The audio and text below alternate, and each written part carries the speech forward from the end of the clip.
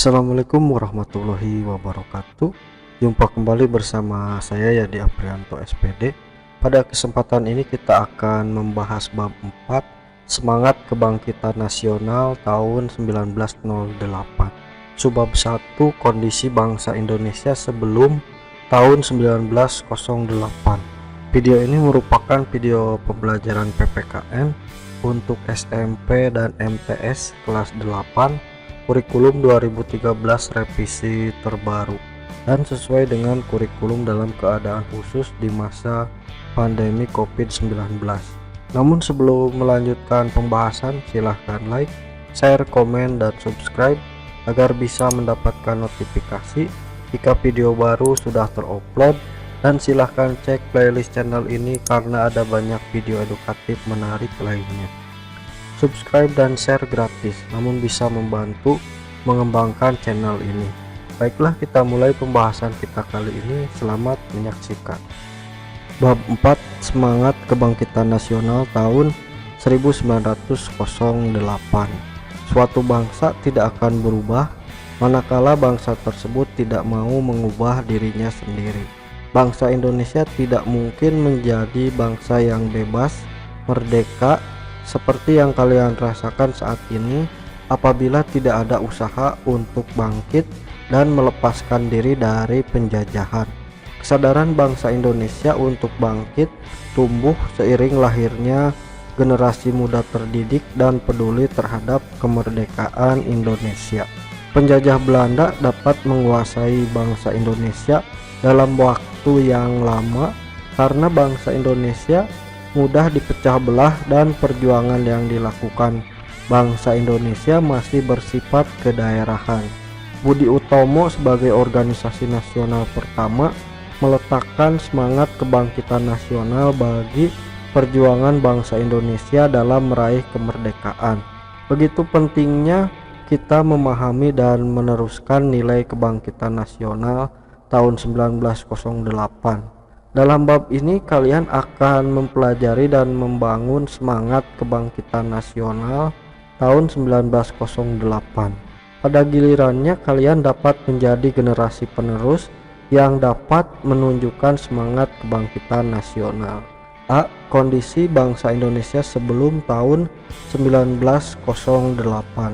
Rusaknya ekonomi Eropa akibat peperangan dan berkembangnya teknologi pelayaran pada abad ke-15 menyebabkan negara-negara di Eropa melakukan ekspedisi untuk mencari sumber-sumber ekonomi baru ke seluruh dunia. Ekspedisi ini banyak menemukan sumber ekonomi dan lahan baru untuk dilakukannya perdagangan. Ternyata kemudian bangsa Eropa tidak hanya melakukan perdagangan, melainkan langsung menguasai dan menjajah negara-negara yang mereka anggap baru diketemukan. Awal dimulainya penjajahan Belanda di Indonesia dimulai sejak didirikannya VOC pada tanggal 20 Maret 1902. Di berbagai daerah VOC melakukan tindakan dengan melaksanakan politik divide et impera atau adu domba, yaitu saling mengadu domba antara kerajaan yang satu dan kerajaan yang lain atau mengadu domba di dalam kerajaan itu sendiri. Politik adu domba makin melemahkan kerajaan-kerajaan di Indonesia dan merusak seluruh sendi kehidupan masyarakat. Bangsa Indonesia makin menderita ketika Daenles 1808 sampai 1811 berkuasa. Upaya kerja paksa atau rodi guna membangun jalan sepanjang Pulau Jawa dari Anyer sampai Panarukan untuk kepentingan militer membuat rakyat makin menderita. Penderitaan berlanjut karena Belanda kemudian menerapkan kultur stelsel, yaitu tanam paksa. Peraturan tanam paksa diterapkan oleh Gubernur Jenderal Hindia Belanda Van den Bosch tahun 1828. Sistem tanam paksa mewajibkan rakyat menanami sebagian dari sawah dan atau ladangnya dengan tanaman yang ditentukan oleh pemerintah dan hasilnya diserahkan kepada pemerintah.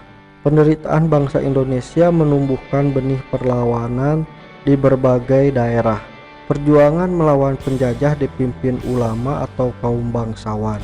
Sultan Hasanuddin di Sulawesi Selatan, Sultan Ageng Tirtayasa di Banten, Tuanku Imam Bonjol di Sumatera Barat, Pangeran Diponegoro di Jawa Tengah, memimpin perjuangan rakyat melawan penjajah.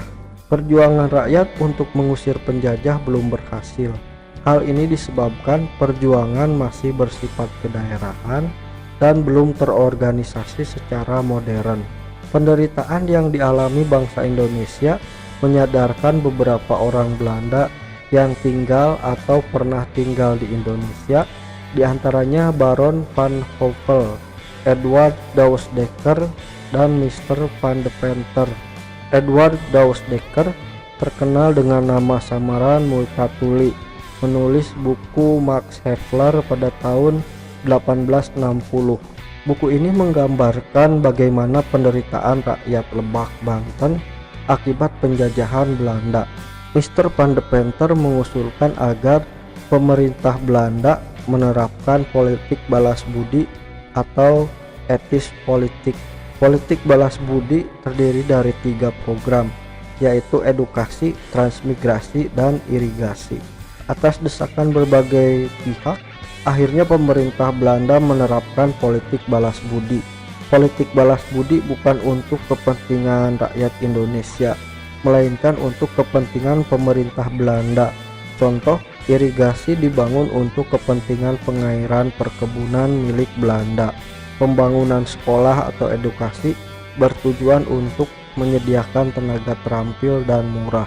Di sisi lain, pembangunan sekolah melahirkan dampak positif bagi bangsa Indonesia, yaitu munculnya masyarakat terdidik atau mulai memiliki pemahaman dan kesadaran akan kondisi bangsa Indonesia yang sebenarnya. Mereka yang mengenyam pendidikan dan sadar akan nasib bangsanya selanjutnya menjadi tokoh-tokoh kebangkitan nasional. Sekian dulu pembahasan kita kali ini mengenai kondisi bangsa Indonesia sebelum tahun 1908. Pada video berikutnya kita akan membahas bab 2, perintis kebangkitan nasional dalam perjuangan kemerdekaan Republik Indonesia. Sampai jumpa lagi di video berikutnya. Terima kasih. Wassalamualaikum warahmatullahi wabarakatuh.